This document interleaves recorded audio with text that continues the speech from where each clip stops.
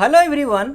आज का पहला क्वेश्चन कह रहा है कि प्रिज्म द्वारा सफ़ेद प्रकाश के परिक्षेपण में कौन सा रंग अधिक विचलित होता है। तो जब प्रिज्म से सफ़ेद प्रकाश को गुजारा जाता है तो सबसे ज़्यादा विचलन जो है वो बैगनी कलर में देखने को मिलता है। इसीलिए जो ऑप्शन सी है ये बिल्कुल सही होगा। अगर हम लोग बात करें सफ़ेद प्रकाश की तो जो सूर्य से आता है सफ़ेद प्रकाश, इसमें कुल 7 रंग होते हैं। कितने रंग होते हैं? 7 रंग होते हैं। और ये जो सफ़ेद प्रकाश होता है यह एक विद्युत चुंबकीय तरंग होता है। इसका मतलब कि ये जो है यह वेव के फॉर्म में ऐसे गति करता है।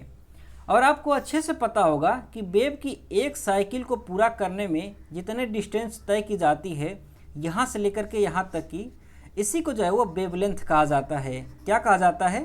तो इसी को जो है वो वेवलेंथ कहा जाता है। आप यहाँ से लेकर के यहाँ तक की साइकिल को माप लीजिए या फिर यहाँ से लेकर के यहाँ तक की साइकिल को मापिए, ये दोनों सेम ही आता है। इसी को जो है वो वेवलेंथ कहा जाता है। और जिस कलर का वेवलेंथ जितना ज़्यादा होता है उसका विचलन उतना ही कम होता है, और जिस कलर का वेवलेंथ जितना ही कम होता है उसका विचलन जो है वो उतना ही ज़्यादा होता है। तो जो बैगनी कलर है इसका वेवलेंथ बहुत ही कम होता है, इसीलिए इसका विचलन सबसे ज़्यादा होता है। और जो लाल कलर होता है इसका वेवलेंथ सबसे ज़्यादा होता है, इसीलिए इसका विचलन जो है वो सबसे कम देखने को मिलता है। यहाँ अगर आप पिक्चर में देखेंगे तो ये एक प्रिज्म है और यहाँ से जो है वो सफ़ेद लाइट को यहाँ से गुजारा जा रहा है। तो जब यहाँ से गुजारा गया तो ये जो है वो अपने 7 रंगों में ये विभक्त हो गई। कौन कौन से कलर हैं? तो सबसे ऊपर रेड है, उसके बाद ऑरेंज, उसके बाद येलो, उसके बाद ग्रीन, उसके बाद ब्लू, उसके बाद इंडिगो, उसके बाद फिर वायलेट है। तो यहाँ सबसे ऊपर आप देख रहे हैं लाल कलर है। कौन सा है? लाल कलर है। इसका मतलब कि जो लाल कलर है इसकी वेवलेंथ जो है वो सबसे ज़्यादा है, इसीलिए इसका विचलन जो है वो सबसे कम देखने को मिला है। और जो वायलेट कलर है, जो बैगनी कलर है, इसका वेवलेंथ सबसे कम है, इसीलिए इसमें विचलन जो है वो सबसे ज़्यादा देखने को मिला है। और ये जो क्वेश्चन है ये बीपीएससी के द्वारा स्कूल टीचर के एग्ज़ाम में पेपर 2 में पूछा गया था। ऐसे ही हर एक क्वेश्चन की टैगलाइन आपको यहाँ पर देखने को मिल जाएगी। और इस वीडियो में फिजिक्स से जितने भी क्वेश्चंस पूछे गए थे वो सारे हम लोग कंप्लीट करने वाले हैं। अगर ये वीडियो अच्छी लगे तो वीडियो को लाइक ज़रूर करिएगा। बाकी की जो आने वाली वीडियोस हैं उनका नोटिफिकेशन पाने के लिए चैनल को सब्सक्राइब भी कर लीजिएगा। नेक्स्ट क्वेश्चन, ये क्वेश्चन कह रहा है कि एक सामान्य नेत्र लेंस की नाभिक दूरी कितनी होती है। तो नाभिक दूरी की अगर बात करें हम लोग तो जो नाभिक दूरी होती है वो होती है लगभग 2 सेमी। कितनी होती है? लगभग 2 सेमी होती है, इसीलिए जो ऑप्शन सी है ये बिल्कुल सही होगा। ये जो नाभिक दूरी दिया है ये नाभिक दूरी क्या होती है? तो आपको अच्छे से पता होगा कि जो मनुष्य का आँख होता है, जो मानव का आँख होता है, उसके आगे की तरफ यहाँ पर जो है वो लेंस लगा होता है, और ये इसके जो पीछे वाला भाग होता है इसको कहा जाता है रेटिना। क्या कहा जाता है? इसको जो है वो रेटिना कहा जाता है।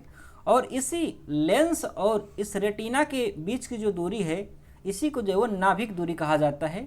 और ये जो है वो लगभग 2 सेंटीमीटर का होता है। कितना होता है? लगभग 2 सेंटीमीटर का होता है एक सामान्य आँख की। इसको आप ध्यान रखिएगा। नेक्स्ट क्वेश्चन, ये क्वेश्चन कह रहा है कि डायोड को किस रूप में प्रयोग में लाया जाता है। तो जो डायोड होता है उसको जो है वो रेक्टिफायर के रूप में प्रयोग करते हैं, उसको जो है वो दृष्टकारी के रूप में प्रयोग किया जाता है, इसीलिए जो ऑप्शन बी है ये बिल्कुल सही होगा। अगर हम लोग बात करें डायोड की तो जो डायोड होता है ये करता क्या है आखिर में? तो ये जो है वो धारा को, ये जो है वो करंट को एसी से डीसी में बदलने का काम करता है। क्या करता है? ये जो है वो एसी से डीसी में बदलने का काम करता है। और ये जो है वो अर्धचालक की तरह होता है, ये अर्धचालक का बना होता है। किस चीज़ का? तो ये जो है वो अर्धचालक का बना होता है, सेमीकंडक्टर का बना होता है। अच्छा, ये सेमीकंडक्टर अर्धचालक क्या होता है? तो ये न ही पूरी तरीके से चालक होता है और न ही ये पूरी तरीके से अचालक होता है, इनके बीच का होता है। अर्थात इसकी जो चालकता होती है वो कंडीशनल होती है। और कंडीशन क्या होते हैं? तो इसकी जो चालकता होती है वो तापमान पर निर्भर करती है, और ये जो है वो चुंबकीय क्षेत्र पर निर्भर करती है। किस पर? तो ये जो है वो चुंबकीय क्षेत्र पर निर्भर करती है इसकी चालकता। इसको आप ध्यान रखिएगा। नेक्स्ट क्वेश्चन, ये क्वेश्चन कह रहा है कि ओम के नियम के सत्यापन के लिए ध्यान रखने वाली बात क्या है। तो ओम के नियम का सत्यापन करते समय ये ध्यान रखना होता है कि जो ए मीटर है उसको श्रेणी क्रम में जोड़ा जाए और जो वोल्ट मीटर है इसको जो है वो समांतर क्रम में जोड़ा जाए। इसीलिए जो ऑप्शन बी है ये बिल्कुल सही होगा। अगर हम लोग बात करें कि श्रेणी क्रम क्या होता है, तो श्रेणी क्रम की अगर बात करें तो मान लीजिए कि ये कोई आपका अगर ये परिपथ है और इसमें आपको जो है वो कि दो उपकरण जोड़ने हैं। मान लीजिए कि ये एक उपकरण है और ये जो है वो दूसरा उपकरण है। अगर इसको श्रेणी क्रम में जोड़ना है तो इसको क्या करेंगे कि जो पहला वाला उपकरण है और ये दूसरा वाला उपकरण है, जो पहला वाला उपकरण है इसका एक छोर जो है वो इस परिपथ से जोड़ देंगे और जो दूसरा छोर है वो दूसरे उपकरण से जोड़ेंगे यहाँ पर, और जो दूसरा उपकरण है इसका जो दूसरा छोर है वो इसे परिपथ से जोड़ेंगे। इसको जो है वो श्रेणी क्रम कहा जाता है। क्या कहा जाता है? श्रेणी क्रम कहा जाता है। और अगर समांतर क्रम की बात करें कि समांतर क्रम क्या होता है, तो मान लीजिए कि अगर ये कोई परिपथ है और आपको दो उपकरण जोड़ने हैं। मान लीजिए कि ये पहला उपकरण है और ये आपका कोई दूसरा उपकरण है और इसको जब समांतर क्रम में जोड़ना है तो इसको क्या किया जाता है कि परिपथ के एक ही छोर से इन दोनों को जोड़ दिया जाता है और यहाँ से जो दूसरा छोर है इसको भी एक ही से जोड़ दिया जाता है। इसको जो है वो समांतर क्रम कहा जाता है। इसको आप ध्यान रखिएगा। नेक्स्ट क्वेश्चन, ये क्वेश्चन कह रहा है कि विद्युत विभव को मापने के लिए किस उपकरण का उपयोग किया जाता है। तो विद्युत विभव या विभवांतर को मापने के लिए वोल्टमीटर का उपयोग किया जाता है और इसी के साथ साथ गैल्वेनोमीटर का भी उपयोग किया जाता है। इसीलिए जो ऑप्शन बी और सी है ये दोनों के दोनों सही होंगे। इसीलिए एक से अधिक वाला जो ऑप्शन डी है ये बिल्कुल सही हो जाएगा। अगर हम लोग बात करें विद्युत विभव की कि ये विद्युत विभव क्या होता है, तो मान लीजिए कि अगर ये कोई परिपथ है तो इसमें करंट कैसे फ्लो होती है। तो करंट फ्लो होती है इलेक्ट्रॉनों के माध्यम से। जब इलेक्ट्रॉन गति करते हैं तो उसमें करंट फ्लो होती है और इसी को जब यहाँ से मान लीजिए कि ये परिपथ यहाँ से लेकर के यहाँ तक है तो यहाँ से कोई इलेक्ट्रॉन प्रवेश करेगा और यहाँ से कोई इलेक्ट्रॉन निकलेगा, तभी तो जो है कि यहाँ पर विद्युत का प्रवाह होगा। और जब यहाँ से इलेक्ट्रॉन प्रवेश करता है और यहाँ से निकलता है तो जाहिर सी बात है कि इसके विभव में परिवर्तन आएगा, कहीं निकल रहा है और कहीं जा रहा है। तो इसी के बीच में जो विभव में परिवर्तन आता है इसी को जो है वो विद्युत विभव कहा जाता है और इसको मापने के लिए वोल्टमीटर या गैल्वेनोमीटर का प्रयोग किया जाता है। इसको आप ध्यान रखिएगा। नेक्स्ट क्वेश्चन, ये क्वेश्चन कह रहा है कि किस ताप पर लौह चुंबकीय पदार्थ अनुचुंबकीय पदार्थ बन जाते हैं। तो जो लौह चुंबकीय पदार्थ होते हैं उनको अगर मर्क्यूरी ताप तक गर्म किया जाए तो ये जो है वो अनुचुंबकीय पदार्थ बन जाते हैं। इसीलिए जो ऑप्शन बी है ये बिल्कुल सही होगा। अगर हम लोग बात करें लौह चुंबकीय पदार्थ की कि ये लौह चुंबकीय पदार्थ क्या होते हैं, तो कुछ पदार्थ ऐसे होते हैं जिनमें कि गुण होता है कि वो चुंबकीय क्षेत्र की तरफ वो खींचे चले जाते हैं। जैसे कि लोहा है, अगर आप लोहे को किसी चुंबकीय पदार्थ के पास में लेकर के जाएंगे तो वो चुंबक की तरफ जो है वो खींचा चला जाएगा, क्योंकि जो लोहा होता है वो एक लौह चुंबकीय पदार्थ होता है। अगर बात करें इसको कि ये जो लौह चुंबकीय पदार्थ है इसको मर्क्यूरी ताप तक अगर गर्म किया जाए, जो कि एक फिक्स ताप होता है हर एक पदार्थ के लिए, अगर वहाँ तक इसको गर्म किया जाए तो इसका जो चुंबकीय पदार्थ का गुण है वो धीरे धीरे खत्म होने लगता है और वो जो है वो अनुचुंबकीय बन जाता है। क्या बन जाता है? अनुचुंबकीय बन जाता है। और ये ताप जिस ताप पर ये बनता है इसको क्या कहते हैं? मर्क्यूरी ताप कहते हैं। इसको आप ध्यान रखिएगा। और ये जो मर्क्यूरी ताप होता है ये जो है वो बहुत अलग अलग धातुओं के लिए ये अलग अलग होता है। जैसे कि अगर हम लोग बात करें कि जो लोहा होता है इसके लिए मर्क्यूरी ताप क्या होता है, तो इसके लिए मर्क्यूरी ताप जो है वो 770 डिग्री सेल्सियस होता है। अगर बात करें हम लोग की जो कोबाल्ट होता है इसके लिए मर्क्यूरी ताप क्या होता है, तो इसके लिए मर्क्यूरी ताप जो है वो 1115 डिग्री सेल्सियस होता है। अगर हम लोग बात करें कि जो निकिल पदार्थ होता है इसके लिए मर्क्यूरी ताप क्या होता है, तो इसके लिए जो मर्क्यूरी ताप होता है वो होता है 358 डिग्री सेल्सियस। ये कुछ ऐसे पदार्थ हैं जिनको कि एग्ज़ाम में बार बार पूछा जाता है, तो इसको आप ध्यान रखिएगा। और ये जो फेरस है, ये जो आयरन है, इसको तो आप याद ही कर लीजिएगा ये, क्योंकि ये कई बार एग्जाम्स में पूछा जा चुका है कि जो लोहा होता है उसका मर्क्यूरी ताप कितना होता है। जिसका मर्क्यूरी ताप कितना होता है? 770 डिग्री सेल्सियस। इसको आप ध्यान रखिएगा। नेक्स्ट क्वेश्चन, ये क्वेश्चन कह रहा है कि निम्नलिखित में से कौन सी अन्योन्य क्रिया सबसे क्षीण होती है, अर्थात कौन सा इंटरेक्शन बल जो है वो सबसे कम होता है, सबसे क्षीण होता है, सबसे लोएस्ट होता है, वो हमें पता करना है। तो ये जो तीन ऑप्शन दिए गए हैं, विद्युत चुंबकीय बल, स्थिर विद्युत बल और गुरुत्वीय बल, इसमें जो गुरुत्वीय बल है ये जो है वो सबसे कम लगता है। इसीलिए जो ऑप्शन सी है ये बिल्कुल सही होगा। ये जो गुरुत्वीय बल है इसको जो है वो कैसे डिनोट किया जाता है, तो इसको जो है वो जी से डिनोट किया जाता है, इसको आप ध्यान रखिएगा। और इसका मान कितना होता है, तो इसका मान जो है वो 9.8 मीटर प्रति सेकेंड स्क्वायर होता है, इसको भी आप ध्यान रखिएगा। नेक्स्ट क्वेश्चन, ये क्वेश्चन कह रहा है कि विद्युत चुंबक का कोर बनाने के लिए सामान्यतः उपयोग किया जाने वाला सामग्री कौन सा है। तो विद्युत चुंबक का कोर बनाने के लिए जो सामग्री उपयोग की जाती है वो होता है नरम लोहा। कौन सा होता है, वो होता है नरम लोहा, सॉफ्ट आयरन होता है। इसीलिए जो ऑप्शन ए है ये बिल्कुल सही होगा। अच्छा, सॉफ्ट आयरन का ही क्यों बनाया जाता है विद्युत चुंबकीय कोर, क्योंकि ये जो सॉफ्ट आयरन जो होता है ये चुंबकीय क्षेत्र को और मजबूत करने का काम करता है, इसीलिए इसी का कोर बनाया जाता है। इस बात को आप ध्यान रखिएगा। नेक्स्ट क्वेश्चन, ये क्वेश्चन कह रहा है कि यदि जे जूल है, सी कूलाम है, ए एम्पियर है, तो विभवांतर की एसआई इकाई क्या होगी। अर्थात यदि जूल को जे से डिनोट किया जाता है, कूलाम को सी से डिनोट किया जाता है और एम्पियर को ए से डिनोट किया जाता है, तो विभवांतर का एसआई मात्रक क्या होगा वो हमें ज्ञात करना है। तो आपको अच्छे से पता होगा कि जो विभवांतर होता है ये क्या होता है। तो जो विभवांतर है वो जूल बटे में कूलाम होता है। क्या होता है, तो ये जो है वो जूल बटे में कूलाम के बराबर होता है, इसी को जो है वो विभवांतर कहा जाता है। और क्वेश्चन कह रहा है कि जो जूल है इसको जे से डिनोट किया जा रहा है और जो कूलाम है इसको किस से डिनोट किया जा रहा है, तो इसको जो है वो सी से डिनोट किया जा रहा है। किससे, तो इसको जो है वो सी से डिनोट किया जा रहा है। तो अगर इसको आप ऊपर ले जाएं सी को, तो ये क्या हो जाएगा, जे सी की पावर -1 हो जाएगा। अर्थात विभवांतर का जो एसआई मान होगा वो क्या हो जाएगा, जूल जे सी की पावर -1, और जे सी की पावर -1 ऑप्शन ए में दिया है, इसीलिए जो ऑप्शन ए है ये सही होगा। लेकिन आपको अच्छे से पता होगा कि जो विभवांतर होता है उसकी एसआई मात्रक को वोल्ट भी कहा जाता है। इसका मतलब कि जो ऑप्शन ए है और ऑप्शन बी है ये दोनों के दोनों सही हो जाएंगे, इसीलिए उपयुक्त में से एक से अधिक वाला जो ऑप्शन है ये बिल्कुल सही हो जाएगा। नेक्स्ट क्वेश्चन, ये क्वेश्चन कह रहा है कि अलग अलग द्रव्यमान की दो वस्तुएं चंद्रमा की सतह के पास स्वतंत्र रूप से गिराने से क्या होगा।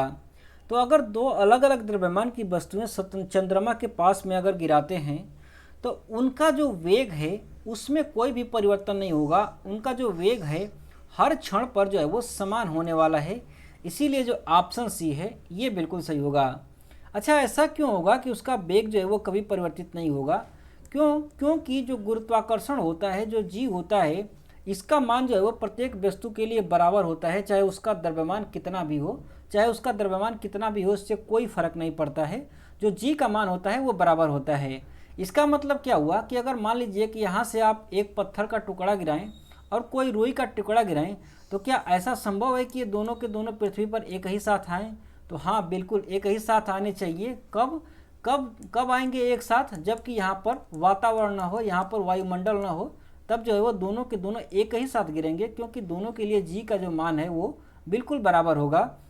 लेकिन अगर वायुमंडल है तो अगर आप साथ में गिराते हैं एक पत्थर के टुकड़े को और रुई के टुकड़े को, तो ये पत्थर का टुकड़ा जो है वो जाहिर सी बात है कि वो जल्दी से नीचे आ जाएगा, क्योंकि इसमें भार होगा तो ये तेज़ी से जो है वो चला आएगा। लेकिन जो रुई का टुकड़ा है इस पर जो है वो वायु के द्वारा भी ऊपर की तरफ दाब लगाया जाएगा, और जो रुई का टुकड़ा है वो नीचे की तरफ दाब लगाएगा।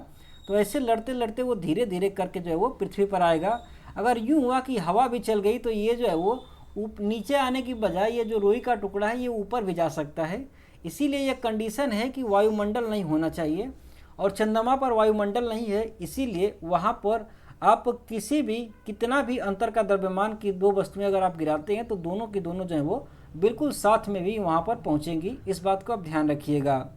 नेक्स्ट क्वेश्चन, ये क्वेश्चन कह रहा है कि रेडियोधर्मी तत्व द्वारा उत्सर्जित निम्नलिखित में से कौन सा एक धनात्मक रूप से आवेशित कण होता है। तो जो रेडियोधर्मी तत्व होते हैं उनसे अल्फा बीटा गामा किरणें निकलती रहती हैं, और उनमें से जो अल्फा किरण होती है यह एक धनावेशित किरण होती है, इसीलिए जो ऑप्शन बी है ये बिल्कुल सही होगा। अगर बीटा की बात करें कि बीटा कैसी किरण होती है, तो कुछ बीटा किरणें जो है वो धनावेशित होती हैं और कुछ बीटा किरणें जो हैं वो ऋणावेशित भी होती हैं, इसको आप ध्यान रखिएगा। और कैथोड किरणों की बात करें कि जो कैथोड किरणें हैं ये कैसी होती हैं, तो ये पूरी तरीके से ऋणात्मक किरणें होती हैं, इसको आप ध्यान रखिएगा। नेक्स्ट क्वेश्चन, ये क्वेश्चन कह रहा है कि नाभिकीय रिएक्टरों में D2O अर्थात भारी जल का उपयोग किस रूप में होता है। तो नाभिकीय रिएक्टर में D2O का उपयोग जो है वो मंदक के रूप में किया जाता है, इसीलिए जो ऑप्शन सी है ये बिल्कुल सही होगा। अगर बात करें हम लोग D2O का, तो ये जो D2O होता है इसको जो है वो भारी जल कहा जाता है। क्या कहा जाता है? तो इसको जो है वो भारी जल कहा जाता है, या इसी को जो है वो ड्यूटेरियम ऑक्साइड भी कहा जाता है, इसको आप ध्यान रखिएगा। और इसका उपयोग किस में किया जाता है? तो इसका उपयोग जो है वो नाभिकीय रिएक्टर में मंदक के रूप में किया जाता है। ये कई बार एग्जाम्स में पूछा जा चुका है, इसको आप ध्यान रखिएगा। नेक्स्ट क्वेश्चन, ये क्वेश्चन कह रहा है कि किसी विखंडनीय द्रव्य का क्रांतिक द्रव्यमान क्या होगा। तो जो क्रांतिक द्रव्यमान है उस पदार्थ की श्रृंखला अभिक्रिया हेतु जो आवश्यक न्यूनतम द्रव्यमान होता है उसी को जो है वो क्रांतिक द्रव्यमान कहा जाता है, इसीलिए जो ऑप्शन बी है ये बिल्कुल सही होगा। नेक्स्ट क्वेश्चन, ये क्वेश्चन कह रहा है कि स्वतंत्र रूप से पृथ्वी की ओर गिरते हुए पिंड की कुल ऊर्जा क्या होती है। तो जब कोई पिंड स्वतंत्र रूप से पृथ्वी पर गिर रहा होता है तो उसकी जो कुल ऊर्जा है वो सदैव ही स्थिर रहती है, हमेशा स्थिर रहती है, इसीलिए जो ऑप्शन सी है ये बिल्कुल सही होगा। आपको अच्छे से पता होगा कि जो ऊर्जा संरक्षण का नियम है वो कहता है कि जो ऊर्जा होती है उसको ना ही उत्पन्न किया जा सकता है और ना ही उसको नष्ट किया जा सकता है, बल्कि जो ऊर्जा है वो सिर्फ और सिर्फ अपना रूप चेंज कर लेती है, वो रूपांतरित हो जाती है। इसका मतलब क्या हुआ कि मान लीजिए कि अगर कोई पिंड है, ये अगर स्थिर है, अगर ये जो है वो स्थिर पड़ा हुआ है तो इसमें क्या होगी? स्थितिज ऊर्जा होगी। लेकिन इसको अगर आप ऊंचाई से पृथ्वी पर आप गिराएं तो क्या होगा कि जो इसकी स्थितिज ऊर्जा है वो जो है वो गतिज ऊर्जा में बदल जाएगी। क्या होगी? गतिज ऊर्जा में बदल जाएगी। लेकिन इसकी जो कुल नियत ऊर्जा है वो सदैव क्या होगी? हमेशा ही स्थिर रहने वाली है। बस इसकी स्थितिज ऊर्जा गतिज ऊर्जा में बदल जाएगी। और एक क्वेश्चन एग्जाम में बार बार पूछा जाता है कि किसी भी पिंड का गतिज ऊर्जा किस समय ज़्यादा होता है। तो जब पिंड जो है वो पृथ्वी पर गिर रहा होता है तो पिंड का पृथ्वी पर टकराने से जस्ट पहले जो ऊर्जा होती है उस समय जो है वो गतिज ऊर्जा इसकी सबसे ज़्यादा होती है। इस बात को आप ध्यान रखिएगा। नेक्स्ट क्वेश्चन, ये क्वेश्चन कह रहा है कि भू स्थित उपग्रह घूमता है कहाँ पर। तो जो भू स्थित उपग्रह होते हैं वो जो है वो पृथ्वी से एक फिक्स ऊंचाई पर जो है वो घूमते रहते हैं, इसीलिए जो ऑप्शन बी में दिया है स्थिर ऊंचाई पर, ये बिल्कुल सही होगा। ऐसा क्यों होता है? तो ये इसलिए होता है कि मान लीजिए कि अगर ये पृथ्वी है और मान लीजिए कि यहाँ पर हमारा भारत है, तो यहाँ से अगर कोई सैटेलाइट छोड़ा जाता है, यहाँ पर कोई कृत्रिम सैटेलाइट छोड़ी गई, तो ऐसा हो कि अगर ये पृथ्वी घूम रही है, आपको अच्छे से पता होगा कि पृथ्वी जो है अपनी धुरी पे घूम रही है, इसके साथ साथ ये सूर्य का भी चक्कर लगा रही है। तो ऐसा हुआ कि ये अपने घूमते घूमते ये क्या हो गई, ये जो है वो भारत दूसरी तरफ निकल गया और ये जो सैटेलाइट है वो यहीं पर आ गया और मान लीजिए कि यहाँ पर अमेरिका आ गया। तो फिर जो भारत है ये किस तरीके से इस सैटेलाइट का उपयोग कर पाएगा? नहीं कर पाएगा। इसीलिए क्या किया जाता है कि इसको जो है वो जियो स्टेशनरी सैटेलाइट में जो है वो जियो स्टेशनरी जो सेंटर होते हैं यहाँ पर इसको छोड़ा जाता है। और ये इसकी ऊंचाई कितनी होती है? तो इसकी ऊंचाई जो है वो कुल 36,000 किलोमीटर की होती है। कितनी होती है? ये जो है वो 36,000 किलोमीटर की होती है। अर्थात 36,000 किलोमीटर की ऊंचाई पर अगर किसी पिंड को छोड़ दिया जाए तो वो जो है वो पृथ्वी की ही तरफ बिल्कुल सेम गति करेगा। जैसे जैसे पृथ्वी घूमेगी वैसे वैसे वो अपनी ध्रुव पर भी घूमेगा और वैसे वैसे ही ये जो है वो सूर्य की भी परिक्रमा करेगा। इसी को जो है वो जियो सेंट्रिक सैटेलाइट कहा जाता है। इसको आप ध्यान रखिएगा। नेक्स्ट क्वेश्चन, ये क्वेश्चन कह रहा है कि किसी चालक का प्रतिरोध समानुपाती होता है किस चीज़ के। तो जो प्रतिरोध होता है वो चालक की लंबाई के समानुपाती होता है, इसीलिए जो ऑप्शन सी है ये बिल्कुल सही होगा। इसका क्या मतलब हुआ कि अगर कोई चालक है तो इसकी जो लंबाई जितनी ज़्यादा होगी उसका प्रतिरोध भी उतना ही ज़्यादा होगा और लंबाई जितनी कम होगी उसका प्रतिरोध भी उतना ही कम होगा। इसका यही मतलब हुआ।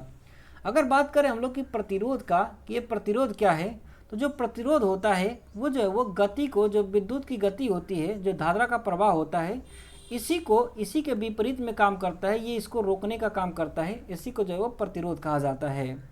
और प्रतिरोध का मात्रक क्या होता है, तो प्रतिरोध का मात्रक ओम होता है और उसको जो है वो इस तरीके से डिनोट किया जाता है, इसको भी आप ध्यान रखिएगा। नेक्स्ट क्वेश्चन, ये क्वेश्चन कह रहा है कि विंडो या घरेलू क्लीनर या परफ्यूम स्प्रे के रूप में इस्तेमाल की जाने वाली स्प्रे बोतलें निम्नलिखित में से किस पर काम करती हैं। तो आप जो परफ्यूम की बोतलें इस्तेमाल करते हैं ये जो है वो बर्नौली के सिद्धांत पर काम करती है। किसके?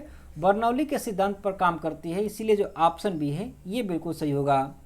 ये जो बर्नौली का सिद्धांत है ये क्या कहता है, तो ये कहता है कि कोई भी द्रव्य अगर फ्लो हो रहा है, अगर बह रहा है कोई भी द्रव, तो उसकी जो यांत्रिक ऊर्जा होती है, जो उसकी यांत्रिक ऊर्जा है वो सदैव नियत रहेगी। क्या होगी? तो वो सदैव नियत रहेगी। इसका मतलब क्या हुआ कि जो बहता हुआ जल है या कोई भी पदार्थ है तो उसकी ऊर्जा नियत होगी। इसका मतलब ये हुआ कि अगर उसके पास जो है वो स्थितिज ऊर्जा है तो उसकी ऊर्जा या तो गतिज ऊर्जा में बदल जाएगी या तो जो है वो प्रेशर उसका चेंज हो जाएगा। इसी के बीच में ये जो है वो नियत रहेगी हमेशा। इसका मतलब कि अगर प्रेशर बढ़ा दिया जाए तो हो सकता है कि इसकी गतिज ऊर्जा बढ़ जाए, या फिर अगर इसकी गतिज ऊर्जा कम की जाए तो हो सकता है कि इसका प्रेशर बढ़ जाए या इसका स्थितिज ऊर्जा बढ़ जाए। ऐसा होगा और ये जो है वो हमेशा इन तीनों के बीच में नियत रहेगा, यही कहता है बर्नौली का सिद्धांत। और जो आप जो स्प्रे का यूज़ करते हैं, आप जो स्प्रे बोतल का यूज़ करते हैं, तो जब ऊपर से आप इस पर प्रेशर देते हैं तो क्या होता है, जब प्रेशर देते हैं तो इसकी गतिज ऊर्जा जो है वो बढ़ जाती है और गतिज ऊर्जा बढ़ने के कारण ये जो है वो तेज़ी से बाहर यहाँ से निकलता है। इसीलिए ये किस पे काम करता है, तो ये जो है वो बर्नौली के सिद्धांत पर काम करता है। इसको आप ध्यान रखिएगा। नेक्स्ट क्वेश्चन, ये क्वेश्चन कह रहा है कि एक व्यक्ति पृथ्वी पर अधिक भार किस स्थिति में धकेल सकता है। अर्थात अगर कोई व्यक्ति है तो वो जो है वो पृथ्वी पर किस स्थिति में सबसे ज़्यादा भार आरोपित कर सकता है, वो पूछ रहा है। तो सबसे ज़्यादा भार कब आरोपित होगा, तो सबसे ज़्यादा भार तभी आरोपित होगा जबकि क्षेत्रफल कम हो और दाब ज़्यादा हो। तो ऐसी स्थिति कब बनेगी? क्या बैठे रहेंगे आप तो क्षेत्रफल कम होगा? बिल्कुल नहीं। खड़े रहेंगे तो हाँ होगा, अगर लेटे रहेंगे तो बिल्कुल नहीं होगा। मतलब कि खड़े होने की स्थिति में जो मनुष्य है वो सबसे ज़्यादा भार आरोपित कर सकता है। इसीलिए जो ऑप्शन बी है ये बिल्कुल सही होगा। आपको अच्छे से पता होगा कि जो भार होता है वो क्या होता है, तो वो है जो है वो दाब और क्षेत्रफल के गुणनफल के बराबर होता है। इसका मतलब क्या हुआ कि अगर दाब की बात करें तो ये क्या होगा, तो ये जो है वो भार और क्षेत्रफल के अनुपात के बराबर होगा। तो आप ही बताइए कि दाब कब ज़्यादा होगा? दाब कब होगा? जब क्षेत्रफल का मान बहुत ही कम होगा, सबसे कम होगा, तभी तो दाब का मान ज़्यादा होगा। क्योंकि यहाँ पर जो क्षेत्रफल है वो नीचे है, तो क्षेत्रफल का मान जितना कम होगा उतना ही भार का मान क्या होगा? ज़्यादा होगा। और भार का मान जितना ज़्यादा होगा उतना ही प्रेशर ज़्यादा होगा। तो अगर आदमी जब खड़ा रहेगा तो क्या होगा? क्षेत्रफल कम होगा। जब क्षेत्रफल कम होगा तो भार का मान क्या होगा? ज़्यादा होगा। जब ज़्यादा मान होगा तो प्रेशर कितना लगेगा? ज़्यादा लगेगा।